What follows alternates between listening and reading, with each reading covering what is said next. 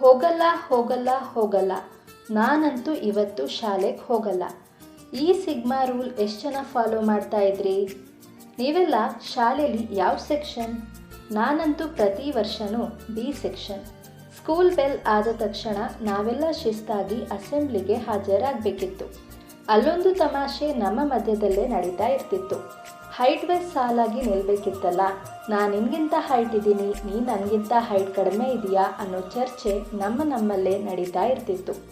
PT master ಬಂದು whistle ಹಾಕಿದರೆ ಸಾಕು, ಯಾರು ಎಲ್ಲೇ ಇದ್ರೂ ಓಡ್ ಬಂದು ಸಾಲಲ್ಲಿ ನಿಂತ್ಕೊಳ್ತಿದ್ವಿ.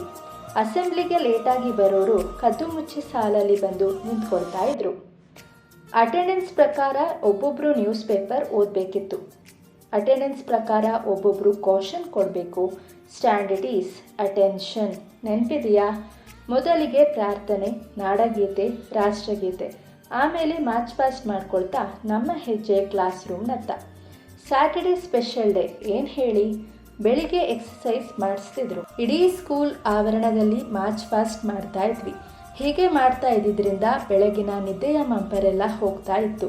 ಫುಲ್ ಎನರ್ಜಿ ತುಂಬಿಕೊಂಡು ನಗಾಡ್ತಾ ಗುಸುಗುಸು ಮಾತಾಡ್ತಾ ಲೆಫ್ಟ್ ರೈಟ್ ಅಂದ್ಕೊಳ್ತಾ ನಮ್ಮ ಹೆಜ್ಜೆ ಕ್ಲಾಸ್ ರೂಮ್ನತ್ತ.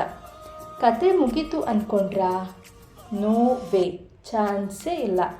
ಕಾತುರದಿಂದ ವೆಯ್ಟ್ ಮಾಡಿ, ನೆಕ್ಸ್ಟ್ ಪಾರ್ಟಲ್ಲಿ ಸಿಗ್ತೀನಿ. ಇದು ನಿಮ್ಮೆಲ್ಲರ ಹೆನ್ನೋಟ, ನೆನಪುಗಳ ಬುದ್ಧಿ.